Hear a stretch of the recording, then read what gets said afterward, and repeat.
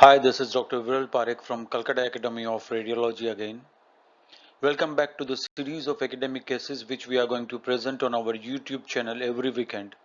This is the second case of that series. This is an old case of August 2006. A 70-year-old female patient presented to us with the complaints of abdominal pain, weight loss and intermittent intestinal obstruction for about last 4 to 5 months. A small bowel follow-through was advised. So here is the first image of that small bowel follow through. As we can see here that visualized duodenum and the jejunal loop show normal mucosal pattern. There is mild dilatation of a distal small bowel loop and there is a stricture in the terminal ileum. In this image also we can see that there is a long segment stricture in the terminal ileum. Rest of the visualized small bowel loops appear normal. The cecum, ascending colon and the visualized transverse colon also appear normal. So to summarize the radiological findings from all the images what we have seen so far, what we can say is that there is a long segment stricture in the terminal ileum. There is a small ulcer also in the terminal ileum. Except mild dilatation of a distal small bowel loop, the duodenum and the jejunum show normal mucosal pattern. The cecum, the ascending colon and the transverse colon appear normal. So based on these radiological findings, a diagnosis of regional ileitis, terminal ileitis representing Crohn's disease was made. Tuberculosis is very common in India, but it was not considered because it also affects the cecum. The patient was then advised a colonoscopy. Here are the colonoscopy images. As you can see, there is a large polypoid fleshy mass in the terminal ileum. Here is the detailed report of the colonoscopy with multiple images here. The final impression of the endoscopist was also either of Crohn's disease or tuberculosis, but he had taken biopsies from the affected terminal ileum. So to summarize the colonoscopy findings, what they said was there is a fleshy elongated polypoidal lesion with ulcerated surface in the terminal ileum just beyond the ileocecal valve.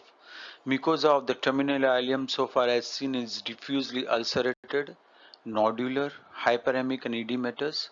Biopsies were taken. Mucosa of the cecum, colon and rectum also appeared normal. Internal piles were also seen. Considering all the findings and clinical symptoms, the patient was subjected to surgery. Terminal ileum was resected and histopathology report revealed adenocarcinoma of terminal ileum. So the final diagnosis was adenocarcinoma of terminal ileum. Maria Gallego and others had reported a similar case in 1985 of a 22-year-old man with proven ileocecal adenocarcinoma mimicking regional enteritis. Although in two previous reports the patient's age was stressed as an important factor for the differential diagnosis, this was not of diagnostic help in our case. This report emphasizes the need to include other diagnostic possibilities when regional enteritis has an anomalous evolution and responds poorly to treatment. There was yet another publication by Bonacina and others in 1985. They had reported a case of primary adenocarcinoma of the terminal ileum which presented with clinical, radiological and surgical findings indistinguishable from Crohn's disease. The age of the patient and the rapidly progressing symptoms were the only preoperative clues to the diagnosis of an occult malignancy. So to conclude, primary small bowel malignancy is unusual and accounts for only 1 to 3% of all GI tract neoplasms. Adenocarcinoma is one of the most common histological types. Its frequency decreases with more distal locations.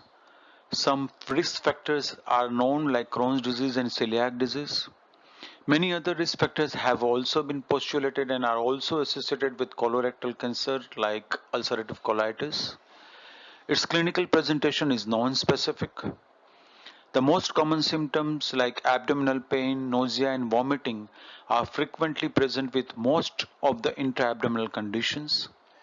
These factors contribute to delayed diagnosis and treatment and hence to a worse prognosis. The most frequently used and reliable diagnostic exam is contrast enhanced CT scan with appropriate IV and oral protocols. Endoscopic studies such as double balloon enteroscopy and capsule endoscopy are recently used more. Approximately 50% of the cases are only diagnosed at surgery, mostly because of the misdiagnosis. So the take-home point is, any patient presenting with radiological features of terminal ileitis, irrespective of the age of the patient, possibility of adenocarcinoma, though rare, but should always be kept in mind as one of the differential diagnoses. That's all for today. Thanks a lot for your kind attention. We'll be back again next week with a new case. Till then, take care, stay safe, and enjoy your weekend.